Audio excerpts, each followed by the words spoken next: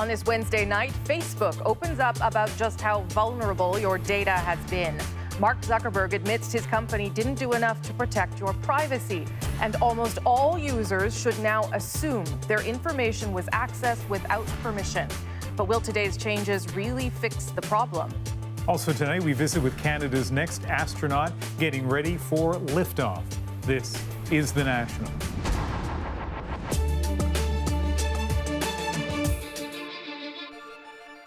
Concerns about the misuse of Facebook data went global today, with more unsettling revelations about how much private information may have been accessed.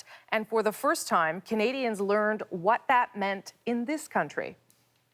The social media giant says more than 600,000 Canadians may have had their data improperly shared with data analysis firm Cambridge Analytica, a portion of the 87 million users affected worldwide, a big jump from the 50 million originally reported.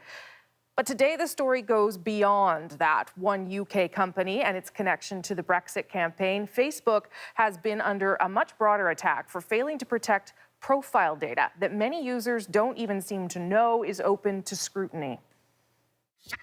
So I guess they know where I went to school, like city, like where I'm from, and then like where I work. That's a little bit much. Yeah. Would you change any of that? I would definitely change some of that. At this Toronto coffee shop, many are asking just how much Facebook knows about them. I don't want just like my information just being like sold out there, and I don't know what it's being used for. Questioning the track record on privacy and protecting users' data. They need to own it. When there's a data breach, we need to know about it. Just like if there's an oil spill, I should be able to know that information. It shouldn't be behind closed doors. Facebook CEO Mark Zuckerberg admitted as much today, that he has to do better. It's clear now that we didn't do enough. We didn't focus enough on preventing abuse and thinking through how people could use these tools to do harm as well. And that was a huge mistake. It was my mistake. It's about the integrity of our democratic process, and it's about Canadian Christopher Wiley blew the whistle on just how Cambridge Analytica was involved. He revealed to CBC News, The Guardian, and The New York Times that it built a database of tens of millions of profiles used to try and influence elections in the US and UK. There's a potential for an existential crisis in Facebook because people are realizing that you've got a company that sort of has a problem with the fact that its entire business model revolves around the use of personal data. We're not particularly surprised that Canadians, even a large number of Canadians, was affected. Canada's privacy watchdog launched an investigation last month into the data leak and whether federal privacy laws were broken. Our investigators met with Facebook at the time. They've had a sort of first meeting. And he will probably have more questions for Facebook after Zuckerberg acknowledged that most of its 2 billion users should take this note. Malicious actors could have scraped their public profile information. It is reasonable to expect that at some point in the last several years, someone has probably accessed your public information. Matthew Braga is the CBC senior technology reporter. Okay, Matthew, what's the problem here? So Facebook had this feature until today where you could search for user profiles using someone's phone number or their email address. Facebook described it as, a helpful feature, I guess, for a while, but one that could actually be abused. And so it turned out there were these malicious actors that they call them, we don't know who exactly, who were just entering in, phone number after phone number, email after email from all these different IP addresses, using it to pull up all these Facebook profiles and then scraping all of the publicly available information on those profiles. For what purpose, we don't know. Okay, now I didn't scrape data, but I've used that to find people before. So how are they fixing it or changing it? So very simple, they are just getting rid of the feature. It is gone. Okay. It's interesting though, this all came about because Facebook, of course, has been doing all of these audits of its services, the way they work in the light of the Cambridge Analytica kind of data scandal. And it's interesting that they didn't really realize the scope of this abuse of this feature until they started kind of poking around how developers and others were using the service. And so it's kind of just the way that they've shut things off. Okay, so they say they're going to fix this. Where does this leave users? People like you and I who are ostensibly the people still on Facebook, because some are no longer on Facebook. So, I mean, when we talk about scraping, right, it's important to know what exactly we're talking about. You know, for a while on Facebook, anything that you put on your profile, where you went to school or where you worked, your friends, your likes, your interests, you could make all of that public. And so all of that could be potentially fair game. And so essentially what users can do is they can kind of go back and sort of take a look at what they have made public, what they've made available, maybe claw some of that back. And so that is in addition to some of the other changes that I think Facebook has been trying to roll out or has been aiming to roll out around limiting the types of information that developers can access, cutting off other types of things like, you know, where you go to school and things like that if developers ask for it. So if they've made changes with developers and how much apps can take, people, Canadians, should probably go back and have a look at what they have exposed and decide whether they're comfortable with it or not. It's certainly one approach they can take, but it's also this larger question, too, of, you know, is the onus really on users to be taking this into their own hands, or is there a larger kind of question, a larger debate about the way that Facebook is designed and the choices that it encourages people to make? Clearly, some of that information being abused as a result of that here. Okay, Matthew Brega, always good to have you here. Thank you. Thanks, Rosie. One more note on this, Ian. Mark Zuckerberg will finally appear before 2 U.S. Senate committees next week. And we look forward to hearing what he has to say, Rosemary. Let's turn now to Alberta and a developing story in and around Calgary to tell you about. One child is dead. 14 others were taken to hospital due to illness. Paramedics were called to a home on the Stoney First Nation, that is west of Calgary, just before noon Mountain Time today. They were transported to Alberta's Children's Hospital in Calgary, and that's where we find Aaron Collins this evening. And what do we know right now about what happened, Aaron? Well, we're learning more as the day goes on, and of course the big question as this has all been unfolding is what could have caused all of these young people aging from 4 months or a very young age, just months old, all the way up to early or late teens or early 20s to be taken here to the Children's Hospital. And officials here were very quick to rule out things like violence, trauma, and jump right to illness. They said that the people that were brought here all suffered from similar symptoms, and just recently emergency medical services here in Calgary updated that to say that those symptoms were flu-like in nature. So it does appear at this point, although it hasn't been completely confirmed, that the very tragic death of this very young infant likely was due to the flu. Now, if there is any good news here, it's that the young people that were brought to this hospital do appear to be in stable condition. Many of the patients that were transported are demonstratively very unstable condition, in very stable condition, I should say. However, one of the first patients that was transported, one of the younger patients, was unfortunately in very serious condition. So one of these young kids was dead when EMS was at the home, another seriously ill, and even others, of course, were sick, various degrees of illness. All of this, Aaron, seeming very concerning.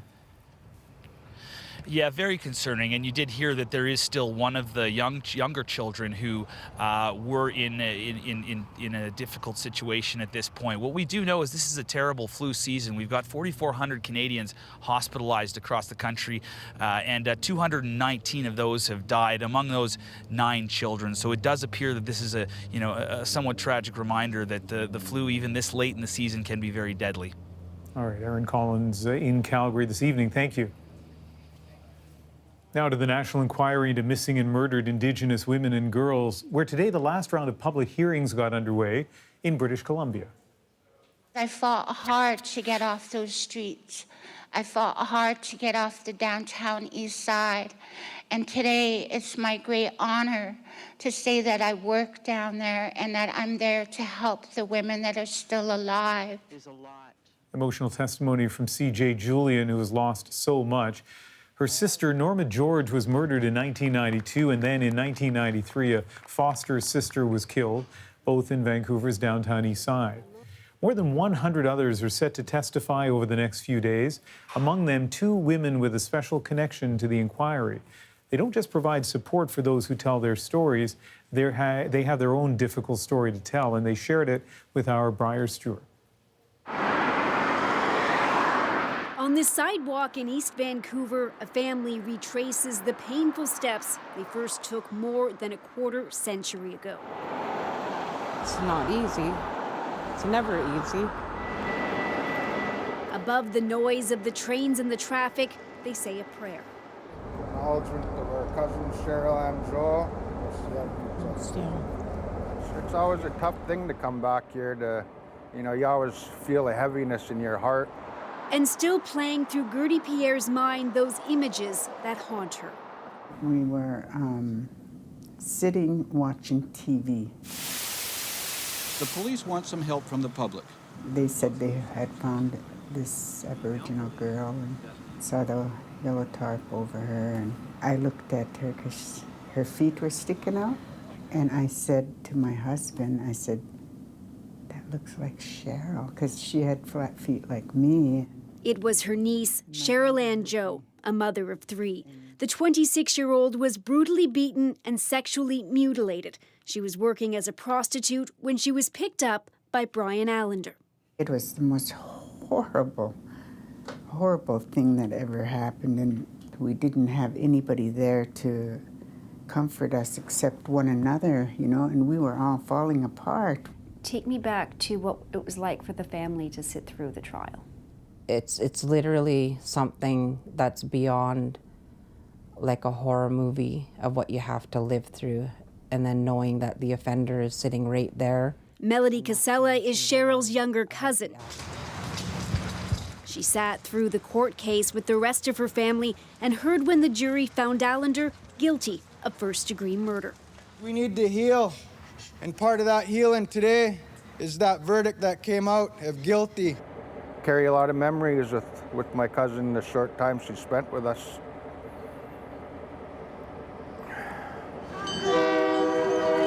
Part of what has helped the family through their grief is an annual memorial march that first began here on Valentine's Day, just a few weeks after Cheryl's death.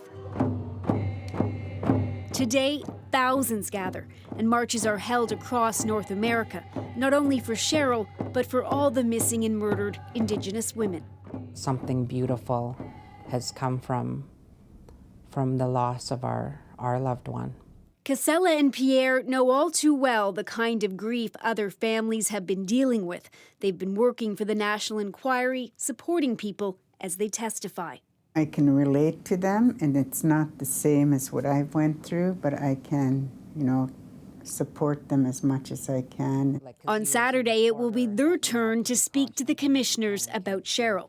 They will talk about the struggles the family has been through, including their fight to keep Allender behind bars by attending his parole hearings.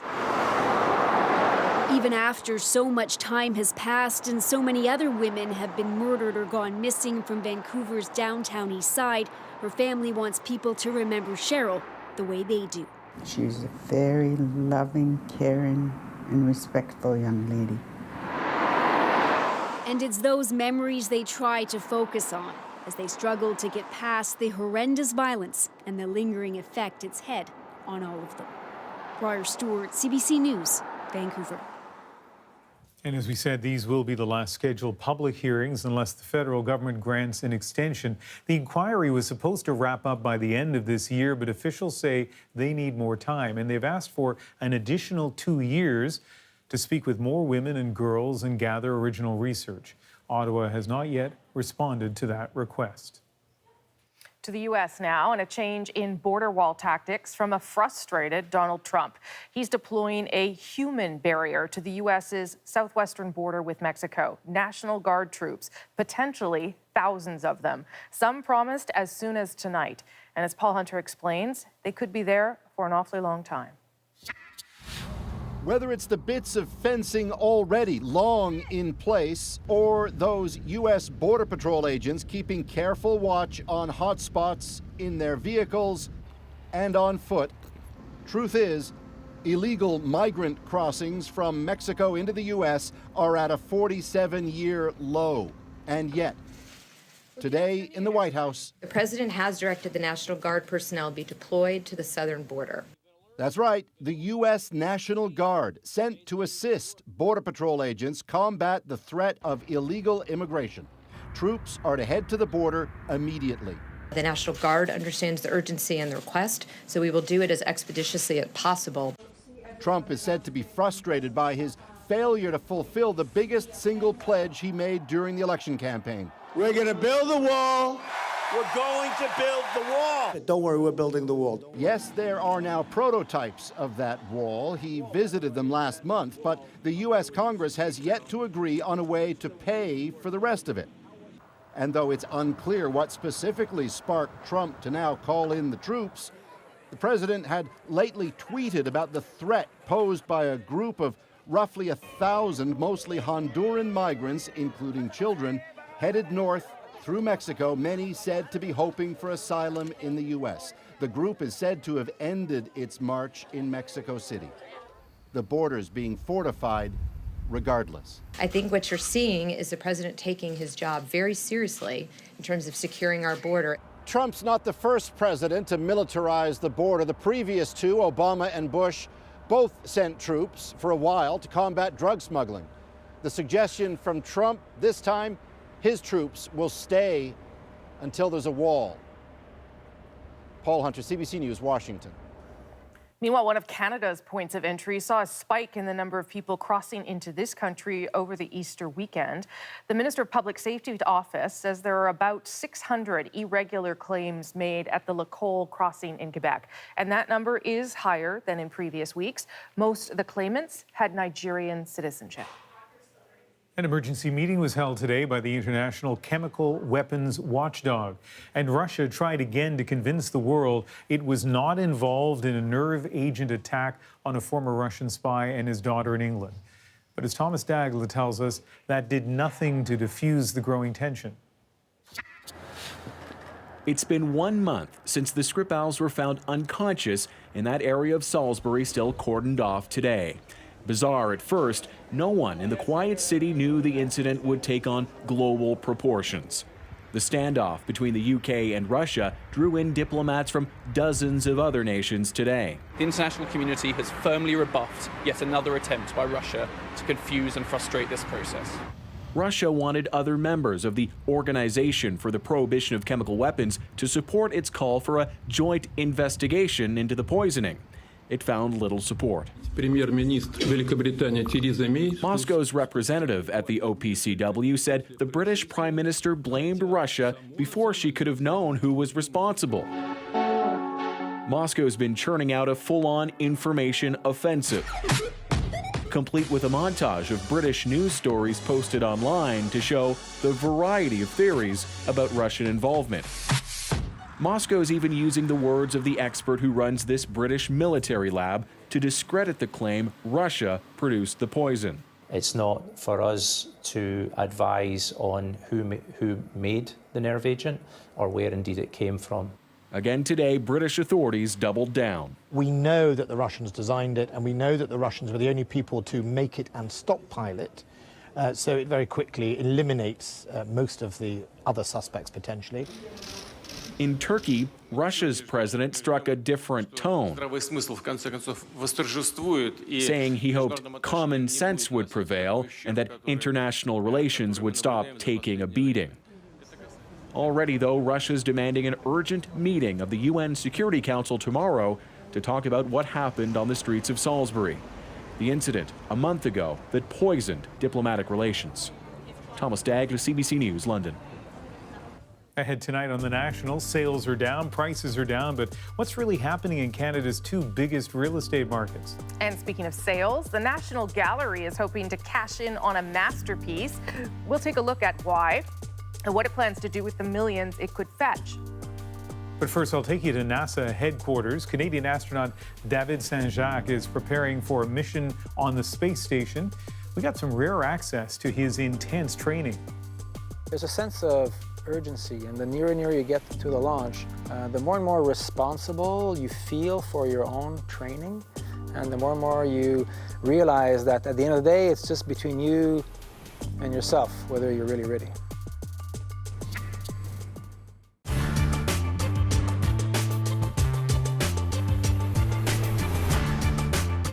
Many of us live our lives on our devices: mobile banking, private messages, photos. Passwords keep our most personal information private and secure. But what happens if police believe your device holds evidence of a serious crime? Well, this case is real and disturbing. A child has come forward to police claiming they were sexually assaulted by their father. who allegedly recorded it on his phone. Police charge the father but say they can't get key evidence. The phone, when we looked at it under lawful authority, is encrypted, and we cannot get the video recorded evidence of that assault. RCMP took us inside their top forensics lab. Technicians here work to unlock phones and encrypted computers seized by investigators. They have court approval to do this work, but a mounting number of devices, they say, are uncrackable. It's why police chiefs are calling for a new law to compel suspects to hand over passwords. It wouldn't be the police at will. It would be with judicial authorization. It's a very radical proposal. This civil libertarian is worried. It really strikes at the fundament of one of the most basic principles in our criminal law system, which is your right not to self-incriminate and your right to be silent. Police chiefs argue some laws already let police demand evidence that could be incriminating, like a roadside breath sample or a court demanding someone's DNA. But not all police are on board, including Canada's top Mountie. I don't see that. I don't see a state where, the police are ordering people to give up information. It'd be like ordering a statement. I order you to confess to this crime. It's fraud. The alternative is to rely on technology to break the latest security features. Well, we asked these forensic specialists to demonstrate.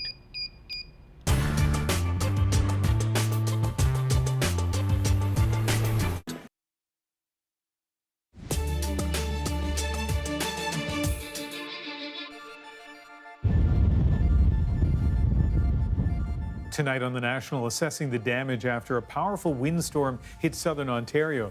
Right now, downed trees and power lines have left thousands in the dark.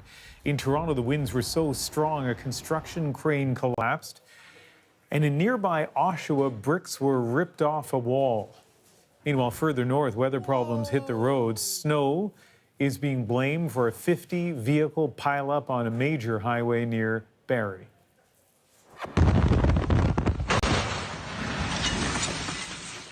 Chaos on another highway today after a truck slammed into an overpass north of Montreal. Its cargo exploding all over the road. No one was hurt, but officials say parts of the overpass will be dismantled as a precaution. It's a record fall from a dizzying height. Today, new numbers were released from Canada's biggest real estate market, and they're likely to make buyers pretty happy. When the Toronto housing market was peaking in March of last year, the average home price in the GTA was just over $915,000. But this March, it is down, way down, to an average of about $784,000. That's the biggest year-over-year price drop since 1991. The number of home sales is way down too in Toronto and in Vancouver. It is the big chill that governments really wanted. But as Jacqueline Hansen explains, it may not last. It is getting competitive. This Toronto realtor is walking his clients through listings, but their options are limited. There is a lack of inventory in downtown, not too many people selling. Listings and sales are down, but when it comes to prices, it's all about perspective. Overall, they've dropped a lot since this time last year, but that's when the market was at the peak of its frenzy. Look back even further, and prices are still higher than they were 2, 3, 4 years ago. And they're starting to climb again. If you look at the interventions that government have made, you have look at the foreign home buyers tax, looks at the changes in the rental regulations, look at the stress tests, and you still see markets are not crashing. They are actually adjusted and then stabilizing, and in the near likelihood will start rising. This real estate professor says government attempts to cool housing markets in both Toronto and Vancouver worked, but only temporarily. The main lesson to learn from all this is that these regulatory changes have a sort of a short-term effect on moderating prices. And in the meantime, many buyers still determined to get into both markets have turned to condos, driving up prices. It's been exhausting. Tough. I yeah. would call it tough. Yeah. It's not an easy market. Tarwinder and Dimple Segal have been looking for a Toronto condo for 3 months. In that short time, they've watched prices climb and had to raise their budget. But they're not giving up. Now is the right time to invest because 2 years If later, we don't know what's going to happen. I'm thinking it's going to be over 1 million, easily, because there's more demand than the supply. Confidence in a real estate market that many still consider unaffordable. Jacqueline Hansen, CBC News, Toronto. We have a lot more ahead tonight. He'll soon be Canada's man on the International Space Station. Astronaut David Saint-Jacques will blast off in the fall. Up next, he'll take us inside his grueling training as he prepares for space. All this virtual training that we do, spaceflight is one of those things you cannot train for real. You have to fake it. You have to play astronaut all the time. And it only works if you make an effort to believe in it.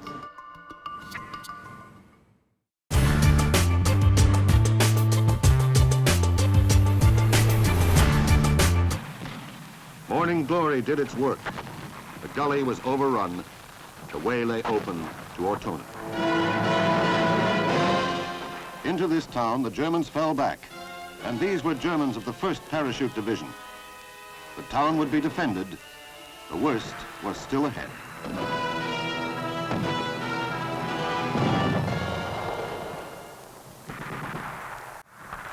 We used to say, and it was true, the German was a good soldier.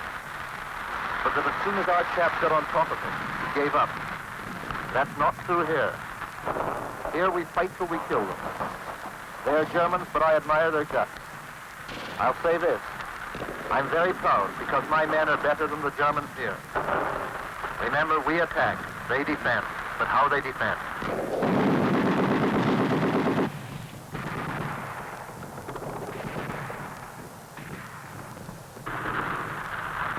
Today, I spent several hours in Ortona.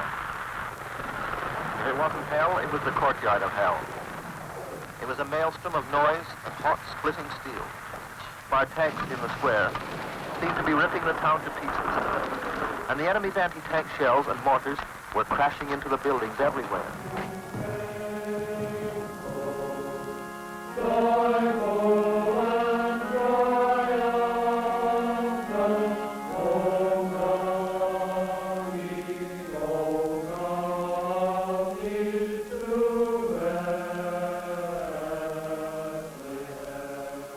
They were still in Ortona when it was Christmas. From the killing, the men withdrew by turn to celebrate the day.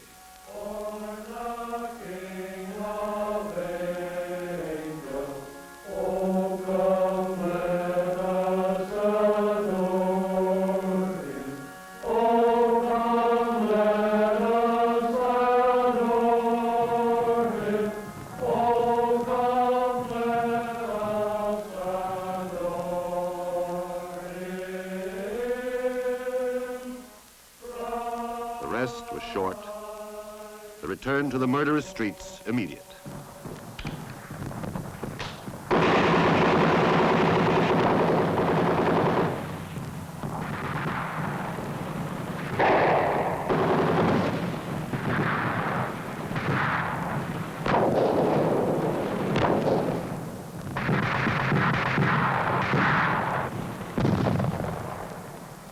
They called it Little Stalingrad, and from their experience here would instruct the Allied armies on the craft of street fighting.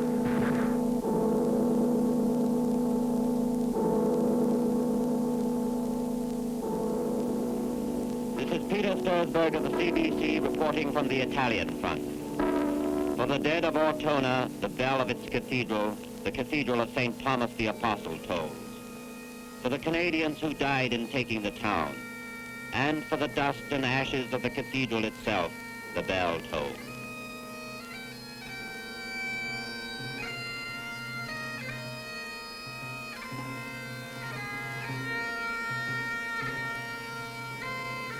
The soldiers of Canada would move on to fight again. For those whose home had been Ortona, the ordeal of war at last was over.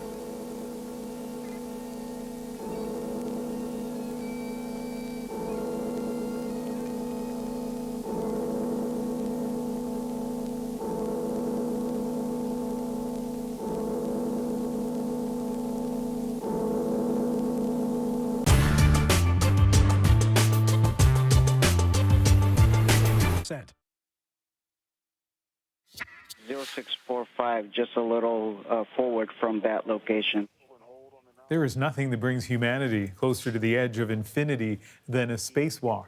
This one last Friday to replace antennas and external cameras on the International Space Station.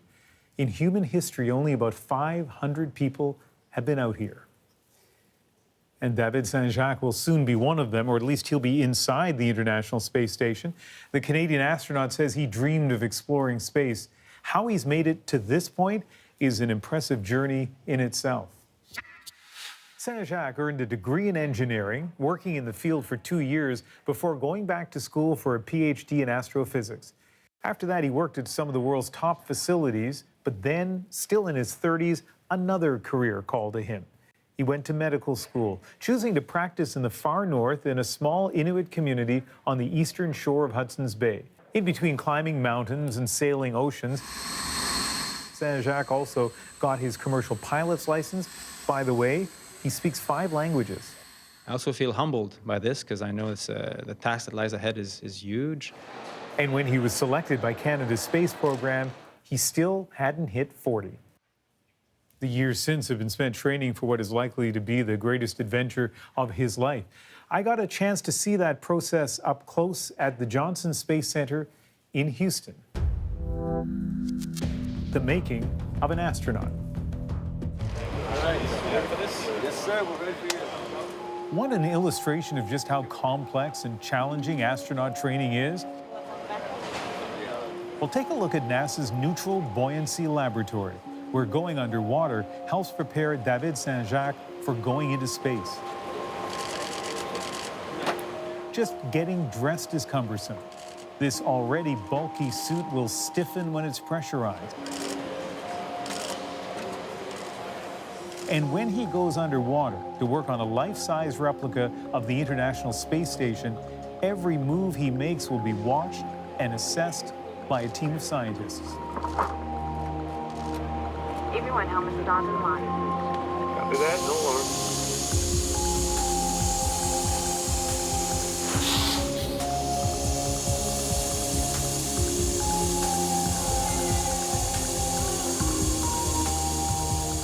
All these training sessions, they represent things that I must know and I must master, not to try to please an instructor or to pass a test, but I must know them if I want to survive.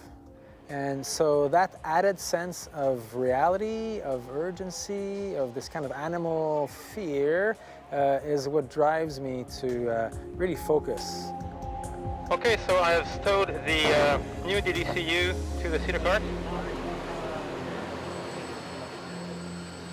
All right, David, welcome to Argos. We are the active response gravity offload system, and it's going to simulate zero gravity for you. So go through our various mock-ups here, do some electrical repair work for the station, get you a full hour in the system. Very good.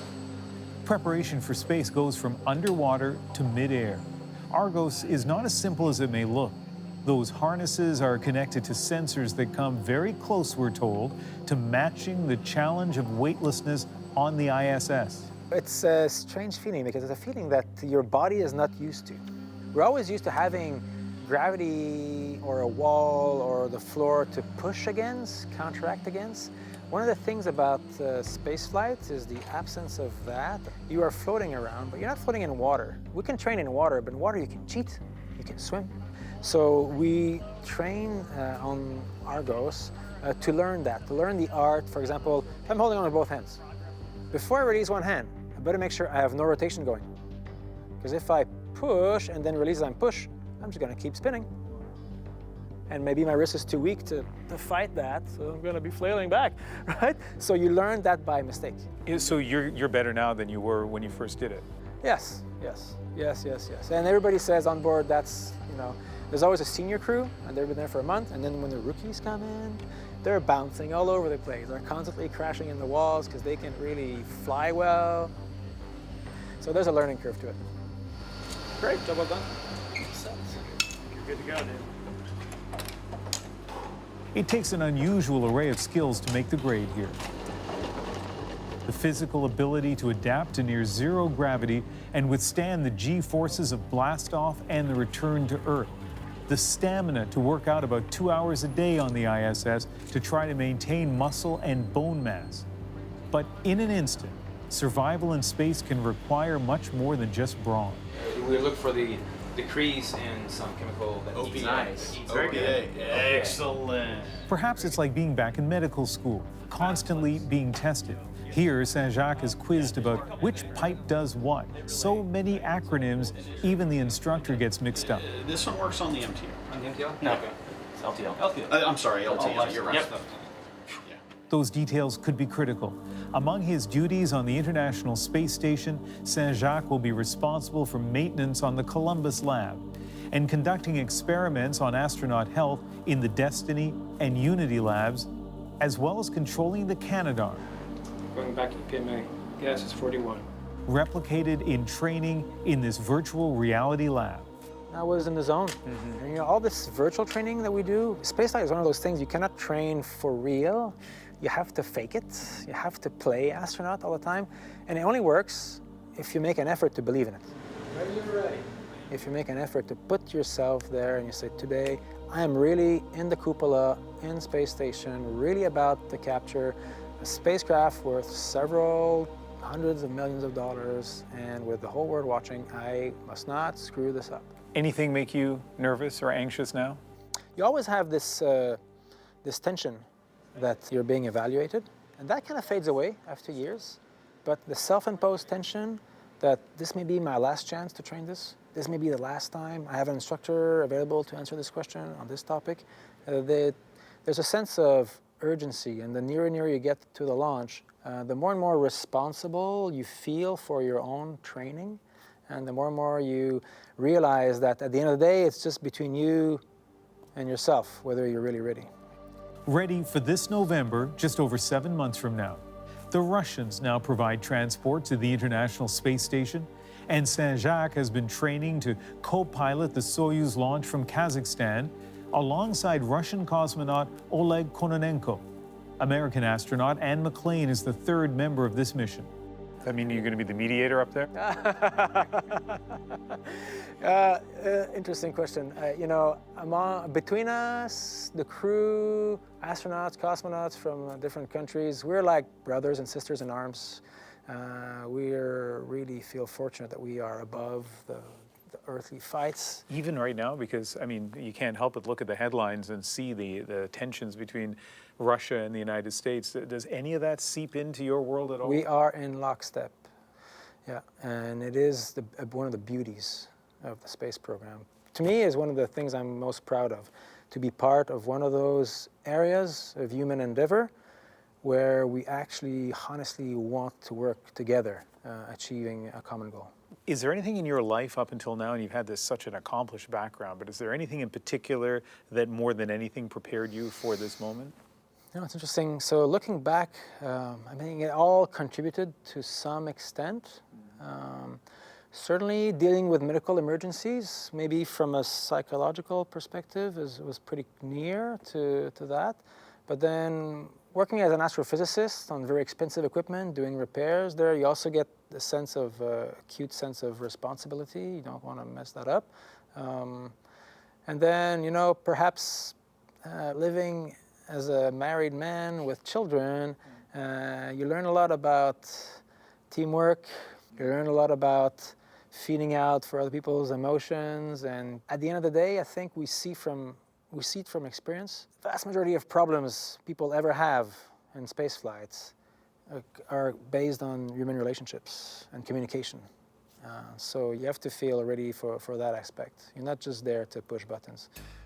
It has been 2 years of mastering his skills in Europe, Russia, Japan, and of course in the US. There's the incredible miracle of international collaboration that it represents. Especially this day and age, we should never forget that the space station was built by 16 nations. The 4 biggest contributors being the United States, Russia, Germany, and Japan.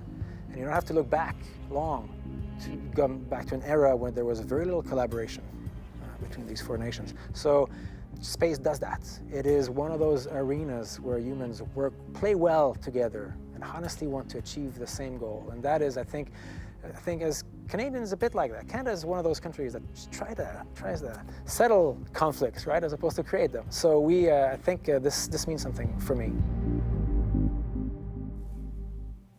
I really like him, but also I'm very deeply jealous of you, because that must have been an amazing experience. Tell me more about your impressions of him. Well, let's revisit one of the things he said. So, astrophysicist, commercial pilot, doctor, but what did he say has maybe got him best prepared for being in space? It's being a spouse and a parent. Yeah. And what that's taught him about working with people, we can relate to that. And maybe it's the only thing we can relate to with him, but it was pretty impressive. Yeah, I don't have to work up 2 hours a day for this job. The last time they opened up the recruitment in this country for astronauts, more than 3,700 Canadians applied. They chose 2. So people want that job. Not me, but other people too. Lots more ahead tonight. The National Gallery of Canada is putting a masterpiece on the block. It could bring in millions of dollars, but at what cost? First, though, today the United States marking the 50th anniversary of the assassination of Martin Luther King.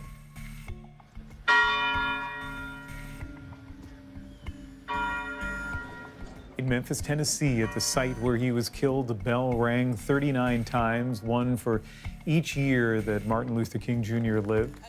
Across the United States, in marches and rallies, old civil rights leaders and new generations that King inspired remembered him and celebrated his influence. People know I have a dream. They know I've been to the mountaintop, but the reason we still talk about him, the reason the gunshot that ended his life still echoes in both the United States and Canada and beyond 5 decades later, goes far beyond famous speeches. And you know, when I say don't be afraid, you know what I really mean. Don't even be afraid to die. But I submit to you tonight, no man is free if he fears death. King preached fearlessness in a time when riding a bus side by side with whites was illegal, when his message meant jail, harassment, threats, hatred. And yet he never returned that hatred. Someone must have sense enough and beyond that religion enough to meet hate with love. It's not a struggle between Negroes and white folks. It's a struggle between justice and injustice. Amen. King's oratory and natural presence brought fame, but his true impact came from tireless organizing. We're on the move now. Yes, sir. The bombing of our homes will not dissuade us. Did you hear it? We're on the move now. Yes, sir. He spoke out against the Vietnam War, and he spoke out against poverty. Injustice anywhere is a threat to justice everywhere. In so many ways, King was the axle of a wheel rolling society slowly, painfully toward equality. And do have moments of apprehension that you may meet a violent death. I'm realistic enough to know that I can meet a violent end, and I don't think the important thing really is how long you live, but how well you live. Days after those words, Martin Luther King Jr. was killed tonight in Memphis, Tennessee. King was killed by a petty criminal and bigot. 50 years later, we remember a life cut short, a journey unfinished.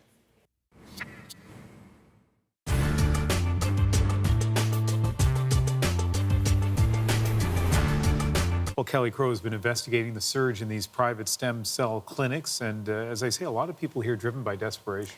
Right, and they're paying thousands of dollars for this unproven treatment where tissue is sucked out of their fat or bone marrow and it's injected back into their aching joints. The theory is that there are stem cells in the bone marrow and the fat tissue, and those stem cells have some sort of healing capacity.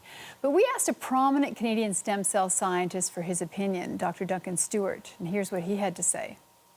If a patient called me up to say that they are thinking of going to get this kind of therapy from a practitioner offering it like this for a fee, I would say that I don't think that's wise. I don't think they know they're going to get any benefit. I think they're taking a potential risk, and all of these therapies should be offered within the context of a properly designed clinical trial. Still, lots of Canadians are going for it.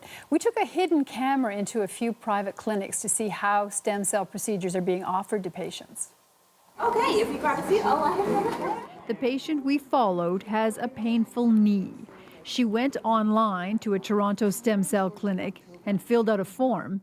Within days, she had an appointment with an orthopedic surgeon who told her she had arthritis. So you have arthritis in your knee. Which means what? Which means that you have lost some cartilage. So He said stem cell injections could help. He says it works most of the time. So how effective is it? About 80% of people. Many more people than not are helped by it. Come on in. At a different clinic, this family doctor also does stem cell injections, and she tells our patient that the injections are 100% effective. So I haven't had anybody not get significantly better. But stem cell experts say those reports of benefit are not supported by good scientific evidence. We really don't know whether these work, and we really don't know how safe this approach is. There's so much to talk about here, but let's focus for a moment on stem cells. We hear about them. They seem so magical. What are they? Well, stem cells are special cells that can develop into different types of cells. No other cell can do that. And ever since they were first discovered in the early 1960s, scientists have been studying whether they could be used to regenerate bone or tissue, or even hearts or other organs. So big debate here about the benefits of this. What about the risks? Right. Well, there's a risk of infection from the injections. And in the U.S., 3 people have gone blind after having stem cell injections into their eyes to treat macular degeneration. If stem cells do what scientists think they might, and that's trigger the growth of new tissue, there's also a theoretical risk that it could cause the growth of unwanted tissue and even cancerous tumors. Dr. Duncan Stewart is conducting clinical trials, and when he signs up volunteers, he has to tell them about that risk. If you read the kind of consent forms that we put together for our trials, you'll see all this language. It's kind of scary because there's a theoretical risk that there could be tumors that form. There's a theoretical risk you could get blood vessels forming where you don't want them to form, for instance, the back of the eye or other places. So all these things could happen. So it's interesting, right? We heard those 2 people earlier talk about, what, 80% success, 100% success. But there's a lot of research still to be done here. Right. I mean, scientists just don't know right now whether injecting stem cells into the body is an effective way to treat injury. The Halifax Comedy Festival with host Mark Critch is back. Thick, it is thick. Thursdays at 9:30 on CBC. I would just like to welcome you to the first annual Schitt's Creek Singles Week. The whole situation with Alexis and Ted right now is very awkward and cringy.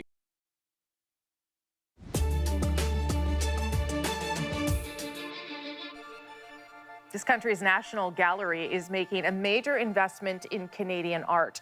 But to finance that ambition, it's selling an extremely rare work from one of the world's most revered painters, French master Marc Chagall. Catherine Cullen explores this rather controversial decision. That Marc Chagall's Eiffel Tower, painted in 1929 in Paris, is a canvas replete with energy, with joy, and with enthusiasm.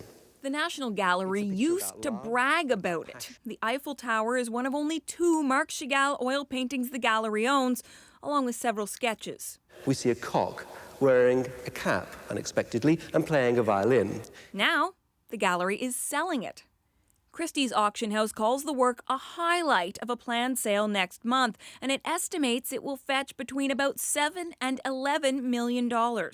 I was very surprised and a little bit shocked even, because we haven't seen very much of them selling off works from the collection in recent years or recent decades.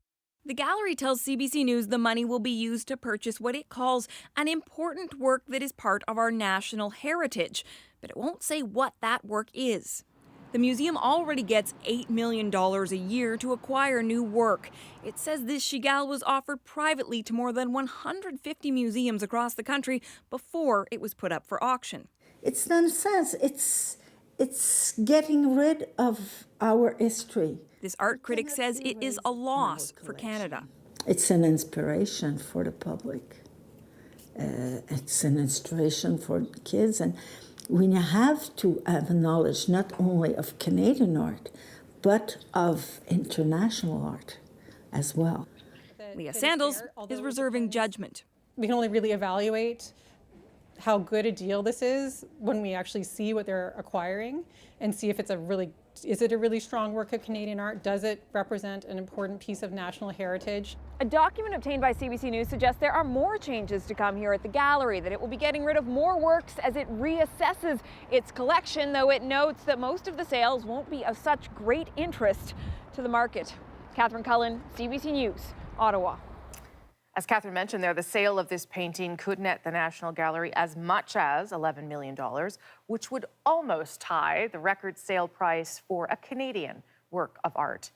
It is Mountain Forms by Group of 7 member Lawrence Harris.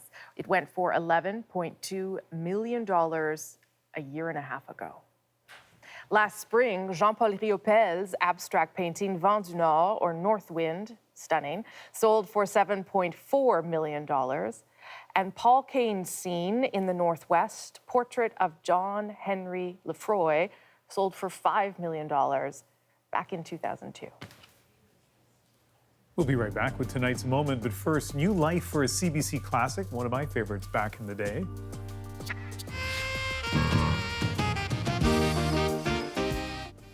CBC News has confirmed that a reboot of the TV series Street Legal is in the works. The plan is for 6 episodes, and there will be at least one familiar face in the new season. Cynthia Dale, who played lawyer Olivia Novak, has signed back on.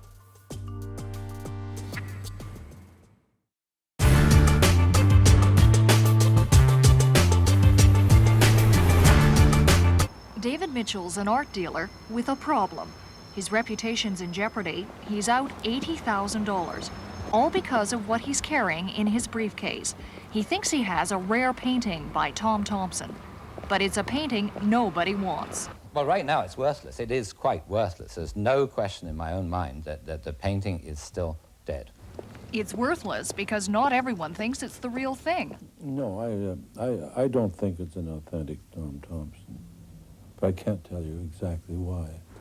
Even those who think it is can't say for sure. I feel pretty confident that is his. Again, it's guessing. So bring on the scientists. High tech tackles a highbrow problem. Can they do it? Or will this remain another Tom Thompson mystery?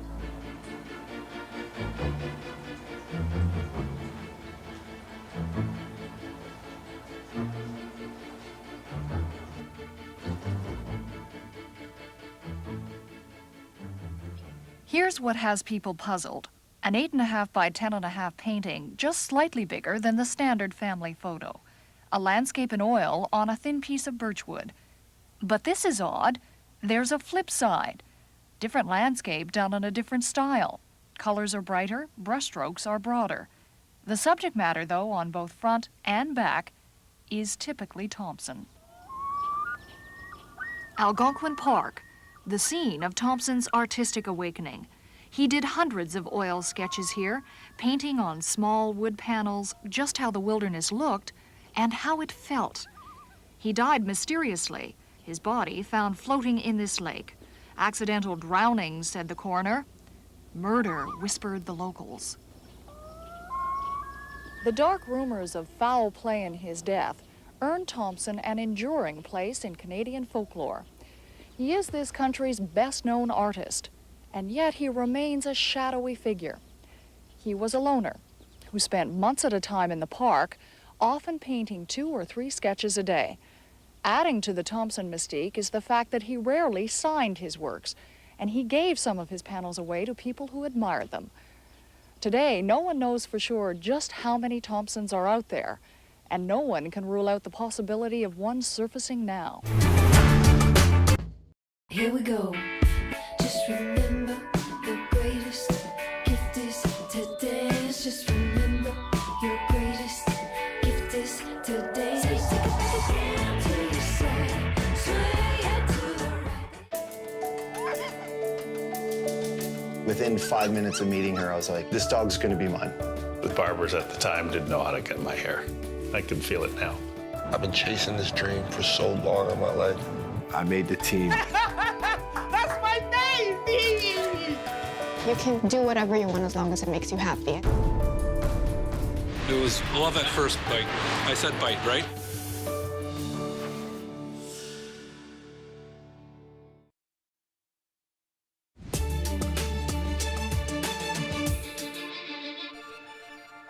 On the National tonight, they may not be in an open trade war just yet, but China fired a retaliatory shot at the United States today, threatening $50 billion in tariffs on American goods. But President Trump's top economic advisor doesn't seem particularly worried. Sometimes the path to this kind of growth is a little rocky. That's the way the world works. He pointed out those tariffs don't kick in immediately and that he believes Beijing will come around, a message echoed at the White House today, though with a stronger tone. I would anticipate that if there are no changes to the behavior of China and they don't stop the unfair trade practices, then we would move forward. Despite the ongoing dispute, U.S. markets rebounded today. The Dow, NASDAQ, and the S&P 500 all closed higher after a few rough days. There was nothing by her body language, her conversation, her demeanor that suggested that we should handle this in any other manner in which the officers handled it. New details tonight about the hours leading up to yesterday's shooting at YouTube's headquarters in San Bruno, California. Police found Nazim Aghdam sleeping in her car after she was reported missing by family. Just hours later, Aghdam opened fire at YouTube. She wounded 3 people. She was reportedly upset with the company for changing their policies and had complained online about being censored. The final patient from last month's mass shooting at Florida's Marjorie Stoneman Douglas High School has been released from hospital. 15-year-old Anthony Borjas was shot 5 times. Other students say he was trying to protect them during the attack. He used his own body as a shield. And some news from the royal family now. Buckingham Palace says that Prince Philip is doing well after a successful hip replacement surgery. He will likely remain in hospital for a few days just to be safe. This the latest health issue for the famously energetic royal who only recently decided to settle down. Overall, Philip's health is pretty solid for a man of 96, though time has been catching up with him. A bladder infection put him in hospital during the Queen's Diamond Jubilee in 2012. Ladies and gentlemen, if we shout loud enough, he might just hear us in hospital And he underwent abdominal surgery in 2013, spending almost 2 weeks in care. But despite missing a few public appearances over health issues, he kept up an impressive pace. Philip appeared at 200 engagements in 2016 alone, finally retiring from public service last August after 65 years and more than 22,000 solo appearances. Of course, there is one engagement everyone hopes he can attend. Prince Harry and Meghan Markle's wedding, now just a month and a half away. They'll exchange their vows at Windsor Castle, one of the royal family's main residences, which should make things easier for Philip if he's not feeling 100%. Okay, at 6'6", Elijah Fisher is hard to miss amongst his grade 7 peers. Basketball is his passion. In fact, he's been called a phenom and the next top player to watch for. So you can imagine his surprise when a Harlem Globetrotter showed up at his school today. And that encounter is our moment of the day. I was just eating lunch, and the Harlem Globetrotter just walked in.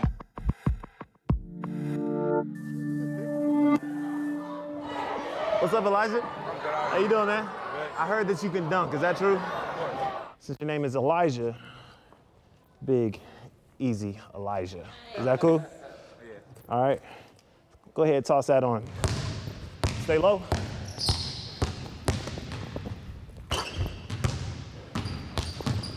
Yeah.